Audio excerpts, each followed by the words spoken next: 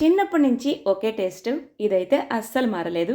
మా మమ్మీ వంట చేస్తున్నప్పటి నుంచి నేను వంట చేస్తున్నప్పటిదాకా ఈ టేస్ట్ అయితే అస్సలు మారలేదు. ఏంటా టేస్ట్ అంటే ఈ పులుసులో ఉడికిన ఎగ్ అంటే చాలా ఇష్టం. ఈ పులుసు చేయడానికి 2 పెద్ద ఉల్లిపాయలు, 2 పెద్ద టమోటాలు కట్ చేసుకొని కొంచెం ఉల్లిపాయని చిన్న చిన్న ముక్కలుగా చేసి పెట్టుకోండి. ఇప్పుడు అరిచేయంత చింతపండు తీసుకొని అందులో ఉప్పు వేసి నానబెట్టండి. ఇప్పుడు ఎగ్స్ తీసుకొని మన ఇంట్లో ఎంతమందికి ఎన్ని ఎగ్స్ కావాలో అన్నీ తీసుకోండి. నేనైతే 6 వేసాను. మా ఇంట్లో ఉండేది ముగ్గురు కదా, ముగ్గురు కోసం 2 లెక్కన 6 వేసి బాయిల్ చేస్తున్నాను. ఈ బాయిల్ చేసేటప్పుడు కొంచెం ఉప్పు వేస్తే ఫ్రెష్గా ఉన్న ఎగ్ అయినా కూడా పగలదు, నీట్గా వస్తుంది. నానిన చింతపండు నుంచి ఇలా గుజ్జు తీసి పక్కన పెట్టుకోండి. ఇప్పుడు మనం ఎగ్స్ బాయిల్ అయిపోయిన తర్వాత వీటిని చల్లనీళ్ళలో వేసుకుని ఇలా చల్లారిన తర్వాత అన్నీ ఒలిచి పక్కన పెట్టుకోవాలి.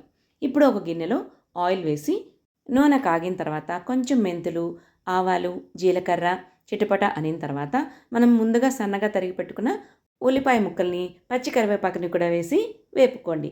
ఇది వేగేలోపు మనం ఈలోపు ముందుగా కలిపి పెట్టుకున్న చింతపండు రసం గుజ్జు తీసుకున్నాం కదా, దాంట్లోకి పసుపు కొంచెం ఒక 1/2 స్పూన్ వరకు పసుపు వేసేసేయండి. నెక్స్ట్ ఒక 2-3 స్పూన్ల వరకు కారం పడుతుంది. కారం పడితేనే టేస్ట్ ఉంటుంది.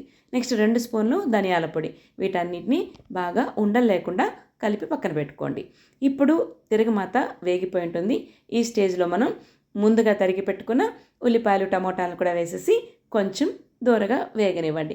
మరీ వేగాల్సిన అవసరం లేదు. పులుసులో ఉడికి కొంచెం కనిపిస్తూ ఉంటేనే టేస్ట్ బాగుంటుందన్నమాట. అప్పుడప్పుడు అలా కలపండి.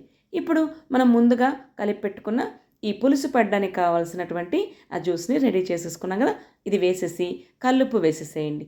నెక్స్ట్ ముందుగా ఒలిచి పెట్టుకున్నాం కదా ఎగ్స్, వాటిని ఇలా ఘాట్లు పెట్టుకొని పులుసులోకి ఒక్కొక్కటి వదిలిపెట్టి ఇప్పుడు ఎండు కొబ్బరి పొడిని తీసుకొని ఒక 1.5 స్పూన్ వేసి ఈ కర్రీలో కొంచెం ఒక 2 మినిట్స్ వరకు ఉడికించండి.